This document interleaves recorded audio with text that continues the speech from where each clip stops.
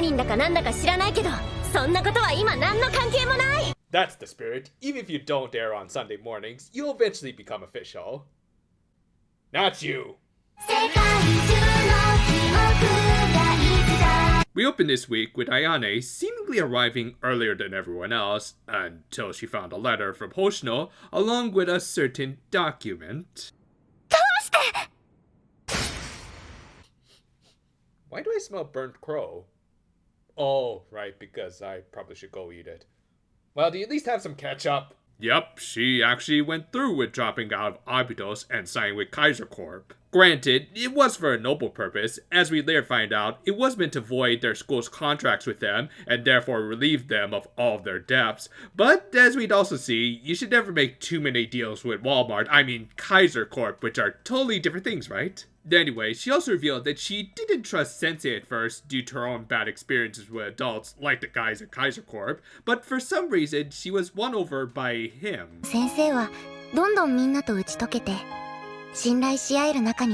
Again, we barely saw any bonding moments with him besides Yu and Shiroko, or were these three only ever supposed to be like glorified background characters? Was this revenge for Tropical Rouge underusing Yu? She also hinted at them becoming enemies due to selling out, but she wouldn't have to worry about that immediately, as Kaiser Corp just decided to launch an attack on the city without her.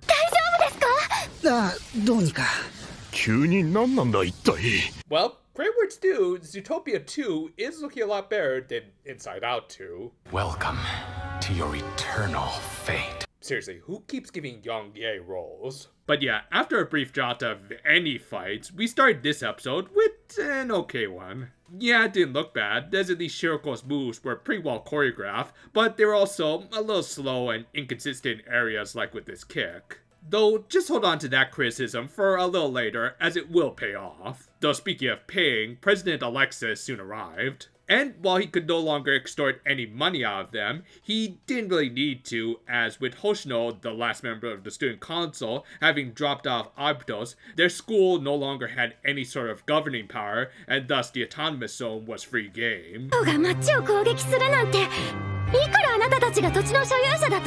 Wish someone would say that every time Apple opens up another one of their ugly stores. Of course, Seika tried to point out that their task force was still around, which I'm not really sure would have any sort of governing power even if they were an official club.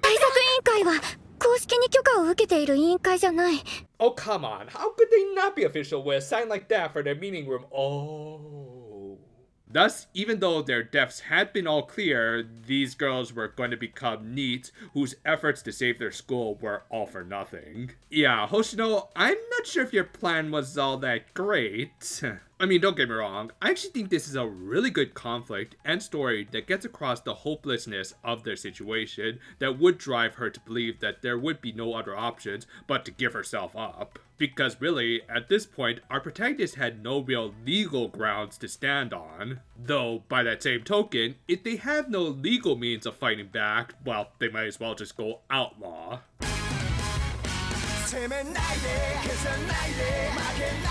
Okay, might have to correct myself again, because clearly the main protagonist of this show has always been Aru. After easily one of the best big damn hero moments in a show that actually has quite a few of them, the 68ers and the task force joined together. Granted, their enemy were actually kind of pushovers when they didn't have their big guns with them.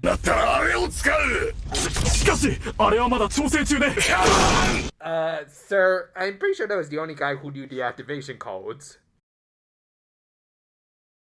Nah, of course, Alexis brought out a mech warrior that he decided to pilot personally. And before anyone can make an overcompensating joke, Mutsuki had us covered, which also might have been a case of her inner Astolfo coming out. Also, remember how we pointed out how the first battle's animation was a little lacking? Well, clearly, they were saving up for this part, as the two unofficial clubs split up to attack Alexis from multiple fronts. This included Haruka, again Leroy Jenkinsing, though this time with Serika, and Nonomi and Mutsuki almost made me break out the Counter-Strike meme again, but...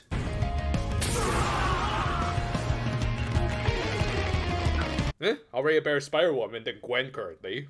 But yeah, once they were able to pincer the robot in the giant robot, the task force went in for the kill while the 68ers held back the grunts. Needless to say, this was a really good battle with a lot going on at once and yet still very easy to follow. No, and also, the music was damn good here, but really, I can't find a bad song in this whole damn soundtrack. But yeah, easily, the best moment was, again, a rotating angle shot, like with Shirako and Aru's back-to-back a few episodes ago, which I still like a little more in terms of pure badassery, but shooting at a mech warrior is nothing to sneeze at either. In the end, though, it came down to Shirako, who managed to scale the Titan.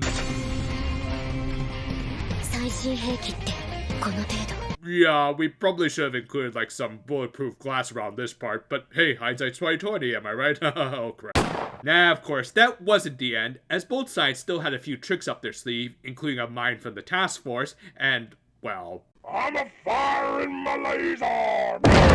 I would question why he didn't just use that earlier, but apparently it was also one of the slowest lasers ever, as somehow Shirako had enough time to receive Hoshino's riot shield from Sensei. An awesome sequence that does tie back into what they're all fighting for, but still, come on, Cell would never approve of this. Anyway, after a few bullets in the cannon made the whole mech explode because reasons, the day was won and Kaiser Corp was forced to retreat.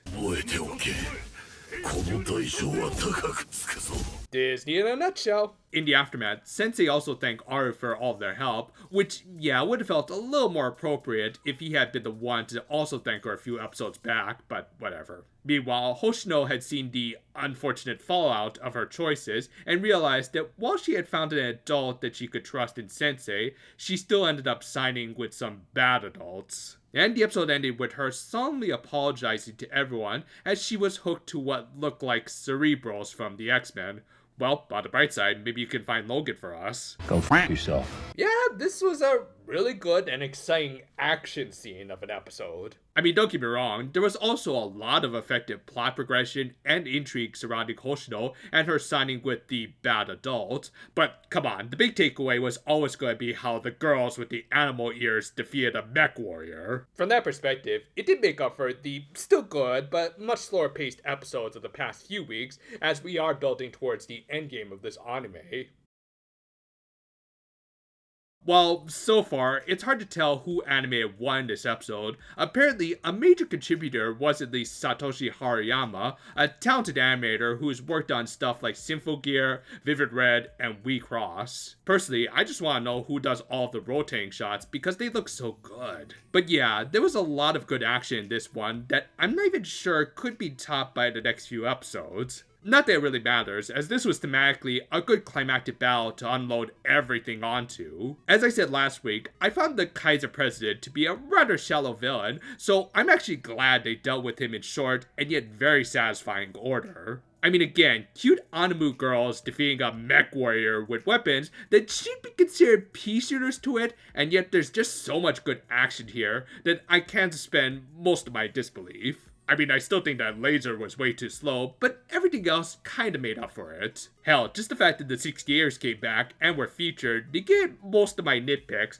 as this was legit Aru's most badass moment in the whole show. Meanwhile, behind the action was some good intrigue and gripping drama of Hoshino's Faustian bargain. It's good stuff showing how desperation can make someone as seemingly confident as her make some unwise choices with some disastrous results. Really, there's nothing much to complain about here, other than the usual show don't tell issue with Sensei's contributions and 60% of the task force being treated as lesser characters. But other than that, overall, this was one of the stronger episodes, if only for the really great and badass action, and setting up for the endgame of this season. Hoshino might have sold herself to the devil, but maybe her friends can figure out a few loopholes, and by that I mean make a few holes to save her. Thank you for watching, and as always, be sure to check out some of our other videos on this channel. In the coming weeks, we'll release a fun little doujinshi review to celebrate Mahotsukai Pretty Cure 2 being announced, and when this show ends, we're considering replacing it with some other summer anime coming soon. So do look forward to it. Until then though, farewell for now my friends, and if you'll excuse me, I guess I really do have to go eat that crow now. You know, surprisingly, this doesn't taste like chicken, more like pork really.